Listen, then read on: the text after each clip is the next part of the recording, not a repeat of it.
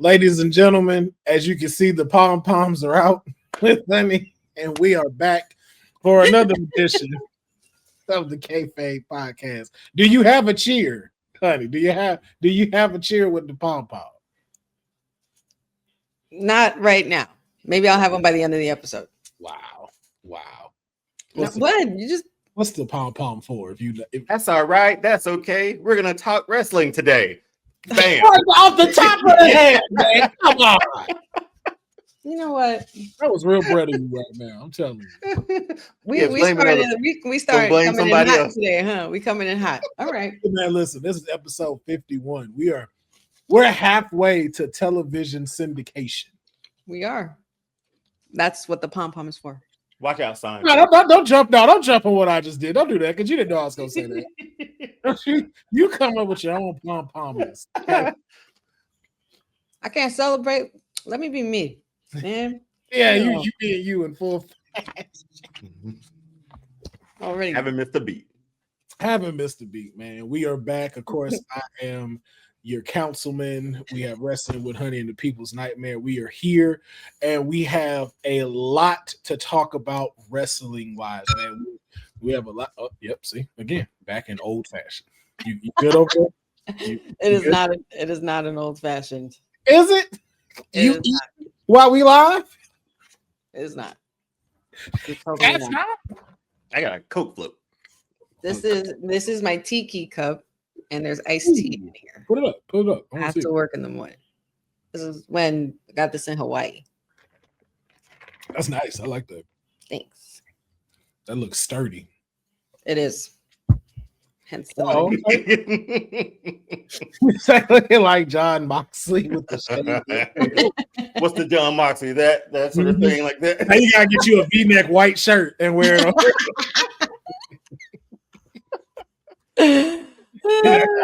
You gotta do it now. What the hell? Cracking knuckles, man. Yeah. But we have so much to talk about today, man. We are going to be doing a brief kind of catch up on Monday Night Raw as well as SmackDown. We have some talk about AEW's Women Tag Team Tournament that's coming out, and a couple of things revolving around John Cena Saturday Night Main Event. Again, a lot of stuff for us to cover on the returning episode of the Kayfabe Podcast. So you want to sit down and tune in. And of course, we're going to be jumping in that writer's room, and we got a little game that we are going to play.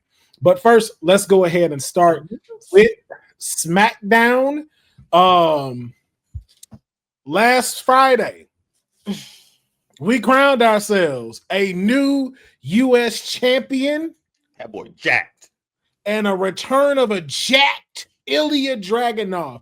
Last Friday, SmackDown, Sami Zayn issued a U.S. Open challenge. Never know who's going to come out, and we were all shocked when we heard that the Dragon had returned. Ilja Dragunov returning now on the SmackDown roster, looking like he ate a dragon, and he got a whole new look, new neck tattoo, and of course walked away with the U.S. title. We have a new champion in SmackDown, and I just want to get y'all thoughts on one, the return of Ilja Dragunov, and what does this do for SmackDown and the U.S. title division? Dion Moxley, let's start with you. It's a shot. It's a shot in the vein, man, for SmackDown.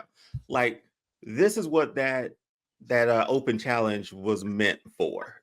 This, it lined up perfectly for him to come back to this, claim a championship, and sort of shoot like some adrenaline in the veins of SmackDown, because SmackDown's going to need it. A few injuries across the board here and there for WWE, and with SmackDown adding Dragunov to this roster with the championship, I'm ready to see this run, man. That's the biggest thing. It makes me look forward to, again, Sami Zayn. He did the job that was required of him for this. Let's get this open challenge, because what was this, his sixth one? Sixth or seventh one? Yeah. Mm-hmm. So, yeah, like, he had great matches on SmackDown. He helped push that or move that needle for SmackDown, too. And now we got a new champion thanks to that open challenge. Does the open challenge continue? I don't know. I would love to see Dragunov get into a rivalry with this title somehow with whoever might be out there. But yeah, this was much needed for SmackDown, and pretty much SmackDown across the board has felt that way recently. Like they're just shooting up adrenaline every single Friday. I agree. Honey, same question to you, but with the addition of you having Honey Night SmackDown, you were doing a watch along when this happened. So before answering that original question, let me get your thoughts on seeing it in real time. Like, how were you feeling? And then what does this do with him as champion and for SmackDown? Man, I was elated. I was actually not expecting to hear that music particularly. I didn't think that we were going to be ready for it. I thought that maybe that they could have held off on him coming at the Rumble or something like that. But what a way to give us the element of surprise. You know, like they had him in the holster the whole time because he's been cleared since September and he's been out for over a year he's been out. But I was beyond myself. I didn't know what to do with myself. I couldn't believe that it was happening. And I felt it even as he was coming out with my initial reaction. I was like, yeah, just put the title on the man right now. Put the title on him right now. Sure as shit they did. And I was just like, you know what? Thank you, Mick Foley Jr. Thank you very, very much. I appreciate that because not for nothing, I'm hearing and seeing some things surfacing on the IWC that Sammy was the one who was adamant on giving up this belt for Dragunov because he felt he was one of the ones that is definitely ready. And we've seen him as champion before. He knows how to hold gold. He knows how to talk on the mic. We know he can wrestle his ass off. Give us a run. I don't care how you do it. Whether you want to get into a rivalry, whether you want to do an open challenge, I don't care. I'm just happy he's back because he was definitely one of my top favorites and was very glad when he had gotten drafted. But, you know, due to unfortunate circumstances and obviously a blessing in disguise in a lot of ways, Ilja has returned and he has triumphed and he's now our U.S. champion. I couldn't looking be strong too. Looking very strong. Like a not one to play with. You look at this picture, you're like, man, who getting it off of him?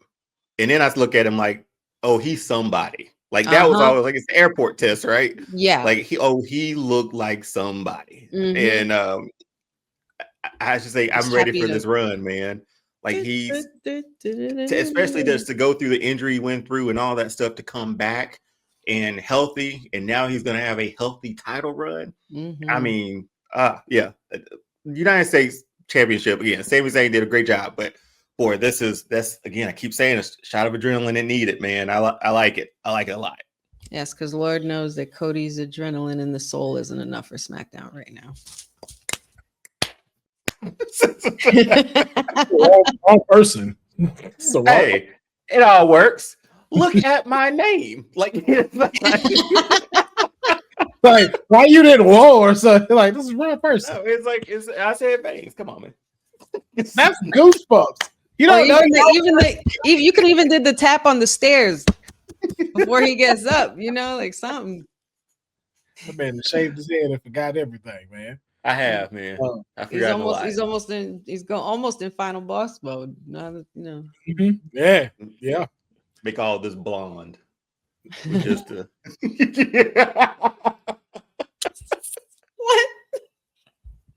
Just bleach blonde. just yeah, you should for Halloween. You should definitely give, or just for this one of these episodes.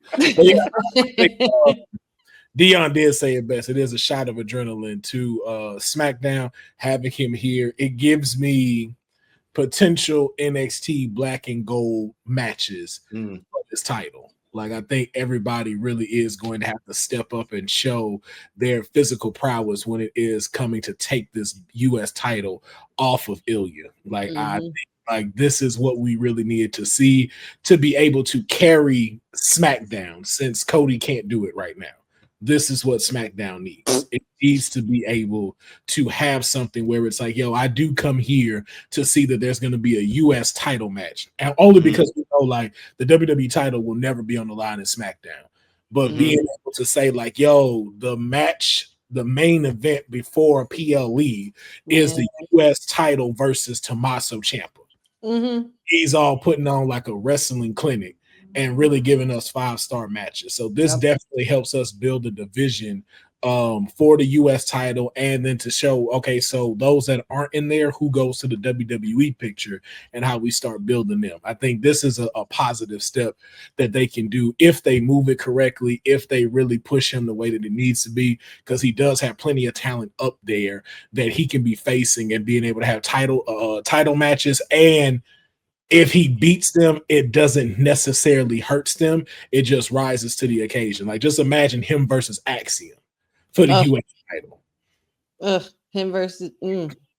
So it's a lot of opportunity there, and I think it was just a really good move. And like you said, shout out to Sami Zayn for what he did with the US title, and now hopefully this puts him in the WWE championship picture Finally, rather than staying stagnant in the middle tier. So hopefully he gets back to that after we're done with the whole Drew McIntyre stuff, because we did see an interaction between Drew McIntyre and Cody Rhodes, and we now know that it was officially made that at Saturday night's main event in Salt Lake City, we will have the WWE Championship defended by Cody Rhodes against Drew McIntyre.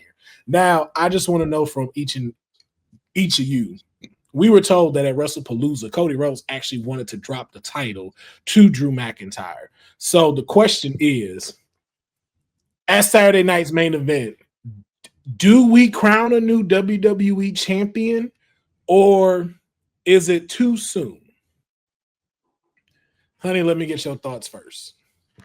That's a good question. I mean, considering that now that news is out, or, that statement is out about, Cody wanting to drop the title to Drew, I mean, I would think that maybe they would now want to steer away from that, being that, that's kind of like common knowledge amongst those of us who watch this consistently. But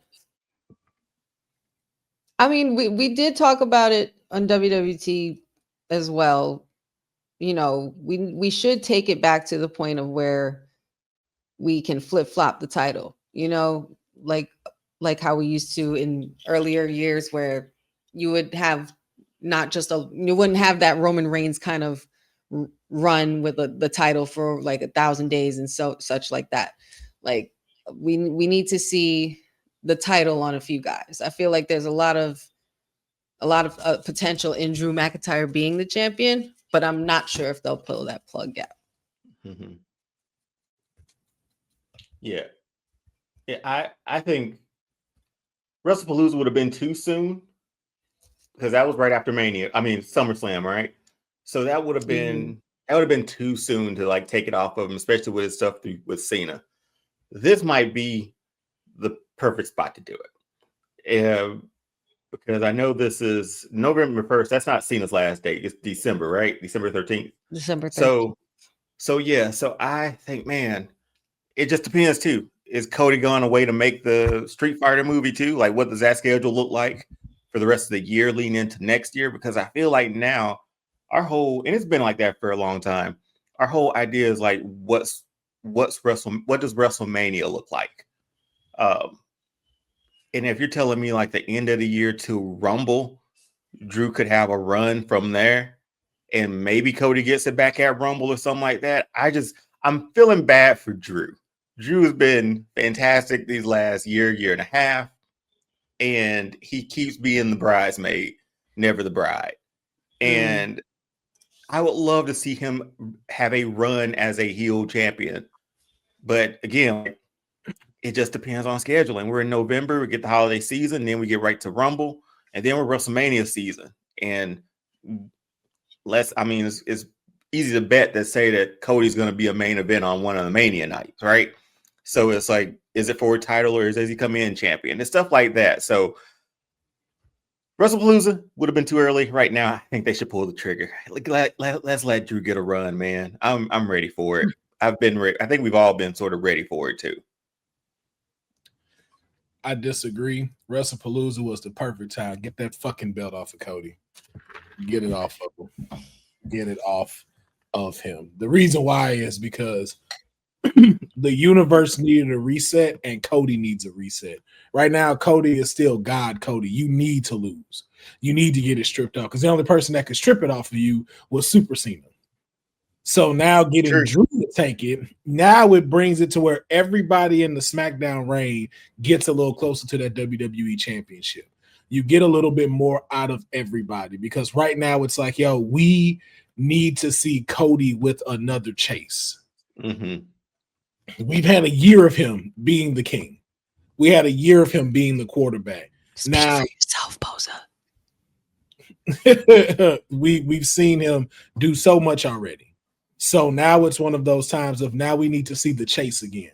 We need to see what does the quarterback do when his record is not so great and you need to get back to the championship. This is where you really start to see it and where it doesn't get stale and you don't have to see him now. We don't have to hear that, oh, we need heel Cody Rhodes. We need heel Cody Rhodes. No, we just need to see the chase again. We need to see what it's like when you're on the outside of still having the company on your back, but you don't have the title. And I think Drew is the perfect adversary for him right now because he is one of the biggest heels on SmackDown, but not only just for Cody, but for everybody surrounding Drew. So when Kevin Owens comes back, when Jacob comes back, you have it to where all of the stuff that you're seeing against them makes sense. This is the perfect time where you start giving that Sami Zayn, Drew McIntyre rivalry a run for its money. Seeing Sami Zayn going after the WWE Championship against Drew because we've seen them battle with one another.